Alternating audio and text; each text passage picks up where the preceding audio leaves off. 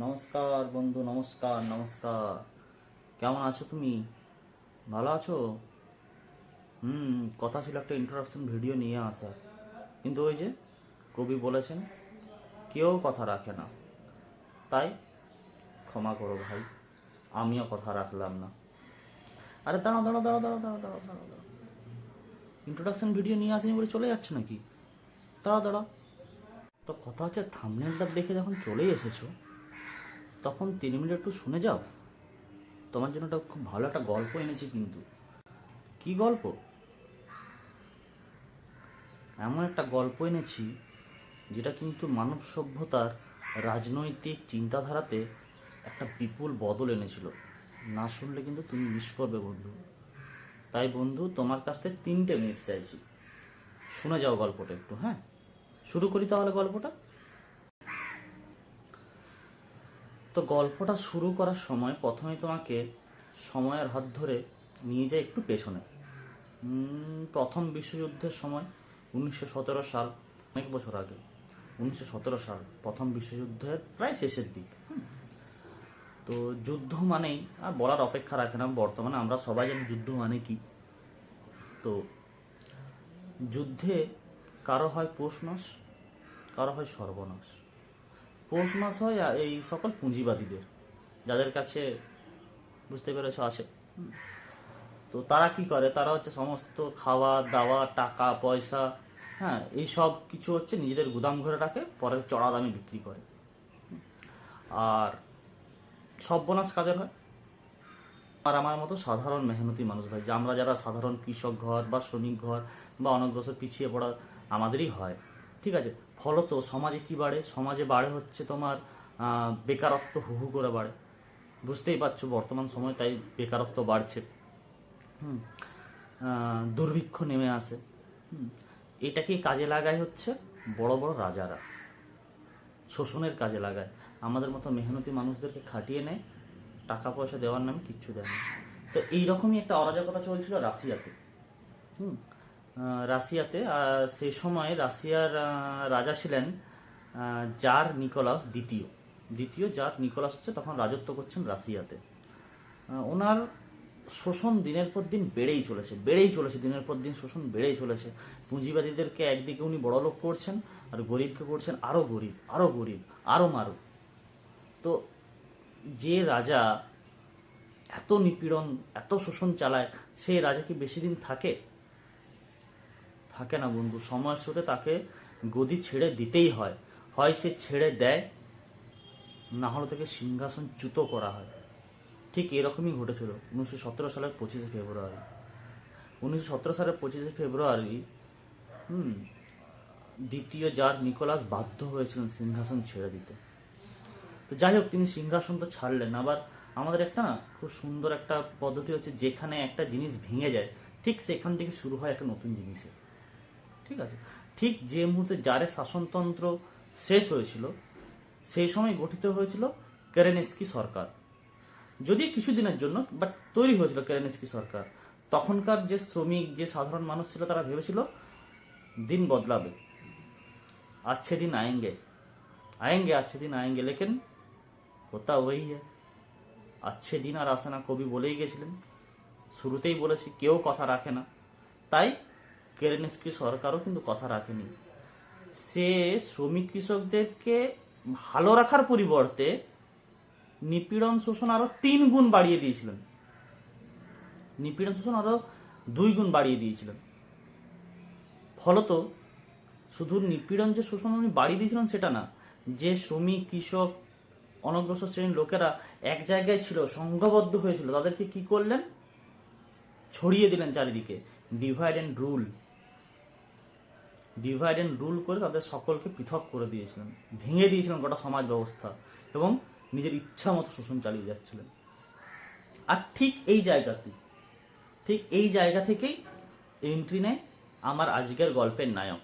আচ্ছা, গল্পের নামটা কিন্তু তোমাদেরকে এখনো পর্যন্ত আমি বলিনি। গল্পের নামটা আমি পরে বলবো। এটা তোমরা আমি বলবো, আমি গল্পটা বলার পর, পুরোটা বলার পর আমি চাইবো যে তোমরা একটু রিসার্চ করো, বা আমি যদি কিছু ভুল বলি একটু আমাকে একটু জানিও। ঠিক আছে, আমি চাইবো তুমি একটু রিসার্চ করো, আর যদি কিছু ভুল বলি আমি একটু জানিও। যাই হোক, এখান থেকে এন্ট্রেনে হচ্ছে আমার গল্পের হিরো। তো আমার হিরো প্রথমে যে কাজটা করলো এসে, এই যে পিছিয়ে পড়া কৃষক, শ্রমিক, দলিত, মানে বেসিক্যালি যারা সমাজে একটু নিম্ন স্তরের আর কি, যাদেরকে এতদিন ধরে হেটা করতো আর কি এই পুঁজিবাদীরা, তাদেরকে একটা ছাদের তলায় নিয়ে আসার যে কাজটা, সেটা কিন্তু তিনি প্রথম করেছিলেন এবং তৈরি করেছিলেন আর একটা দল, নামটা আছে বলশেভিক দল। এই দলটা কিন্তু তিনি তৈরি করেছেন, বলশেভিক দল। এবার এই বলশেভিক দলের তিনটে ছিল মেন স্লোগান: ভূমি, রুটি আর শান্তি, যেটা কিন্তু শেষ হয়ে গেছিল, ছিল না। ভূমি, রুটি, শান্তি, এই তিনটে স্তম্ভের উপরে বেস করে উনি একটি থিওরি কিন্তু সকলের সামনে এনেছিলেন, যেটার নাম হচ্ছে এপ্রিল থিসিস। এপ্রিল থিসিস, এই একটা থিওরি উনি কিন্তু সকলের সামনে নিয়ে এসেছিলেন। যে সময় সকলে পিছিয়ে যেতে চেয়েছিল যে না, আজকে পুঁজিবাদীরা এত বড় হচ্ছে, তাদের সামনে আমরা মাথা তুলবো কি করে, সেই সময় কিন্তু আমার গল্পের হিরো বা আমার গল্পের নায়ক এপ্রিল থিসিস এই চিন্তাধারাটা কিন্তু সকলের সামনে নিয়ে এসেছিলেন এবং শুরু হয়েছিল, ঠিক সেদিন থেকে শুরু হয়েছিল একটা সশস্ত্র আন্দোলন। সেই দিন থেকেই শুরু ছিল একটা সশস্ত্র আন্দোলন।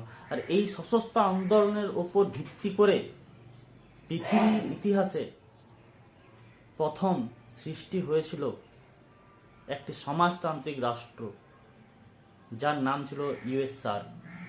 আশা করি বুঝতে পারছি ইউএসআর বর্তমান দিনে পৃথিবীতে কোন অবস্থানে আছে।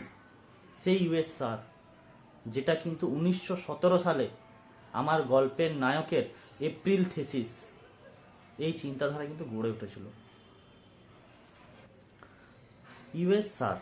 ইউএসআরের পুরো নাম হচ্ছে ইউনাইটেড সোভিয়েত সোশ্যালিস্ট রিপাবলিক।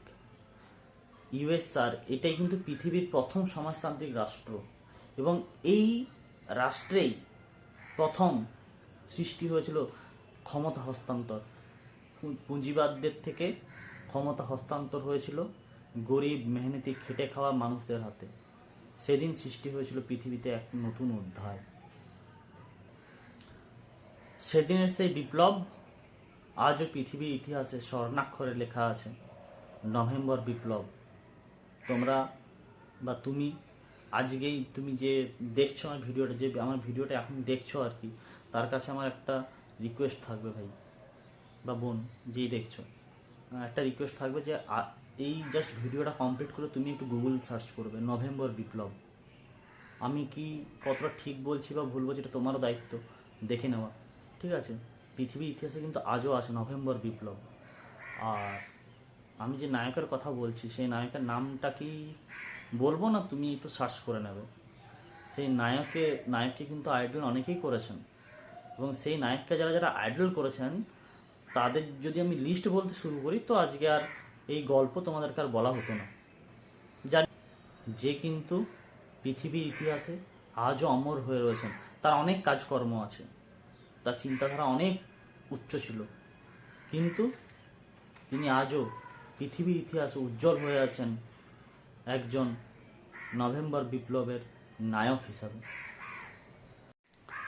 সেদিনে সেই নভেম্বর বিপ্লবের উদ্দেশ্য ছিল শোষণমুক্ত, বৈষম্যহীন, ন্যায়ভিত্তিক এক সমাজ ব্যবস্থা গঠন, যেখানে সমাজের সর্বস্তরের মানুষের অধিকার সমান থাকবে। সে হতে পারে একজন শ্রমিক, হতে পারে একজন কৃষক, হতে পারে একজন দলিত, হতে পারে পিছিয়ে পড়া কোনো মানুষ, বা হতে পারে খুব বড় একজন পুঁজিবাদ। এই শ্রমিক, কৃষক, অনগ্রসর শ্রেণী হবে রাষ্ট্রশক্তি চালিকার মেন স্তম্ভ। আজ যখন আমরা স্বাধীনতার কথা বলি, ন্যায় বিচারের কথা বলি, তখন কিন্তু নভেম্বর বিপ্লব ঐক্য ও আদর্শগত সাহস থেকে। একমাত্র জনগণই পারে পাল্টাতে, পরিবর্তন করতে। যাই হোক, আজকের গল্প এটুকুনি ছিল। আজকের গল্পের নাম ছিল নভেম্বর বিপ্লব। আমাদের গল্পের নায়কের কথাও বললাম। তো ভালো থেকো। আমি আবার আসবো, আসার আগে অবশ্যই জানিয়ে আসবো। আর তুমি যদি এই মুহূর্তে আমার ভিডিওটা পুরোটা দেখে থাকো, জানিও যে ভিডিওটা কীরকম লাগলো, জাস্ট কমেন্টে জানিও যে কীরকম লাগলো। আমি জানি আমার দিক থেকে অনেকটা ভুল হচ্ছে, ঠিকঠাক মতো করে হয়তো তোমাকে বলতে পারলাম না বা বোঝাতে পারলাম না। চেষ্টা করব পরবর্তী সময় আরও বেটারভাবে তোমার কাছে আসার। কিন্তু এই মুহূর্তে কীরকম লাগলো এবং এই ঘটনাটা তোমার মনের মধ্যে কিছু আলোড়ন সৃষ্টি করলো কিনা, বা নতুন তুমি এটা হয়তো তুমি এটা জানতে না, বা তুমি এটা নতুন কিছু জানলে কিনা একটু জানিও। আর অবশ্যই আমি যেটা বললাম, ভিডিওটা শেষ করবে, শেষ করে গুগলে যাবে, গুগলে গিয়ে একটু সার্চ করবে নভেম্বর বিপ্লব। আমি কতটা ঠিক বললাম বা কতটা ভুল বললাম জানিও। ঠিক আছে, চলো দেখা হচ্ছে নেক্সট ভিডিওতে। টাটা।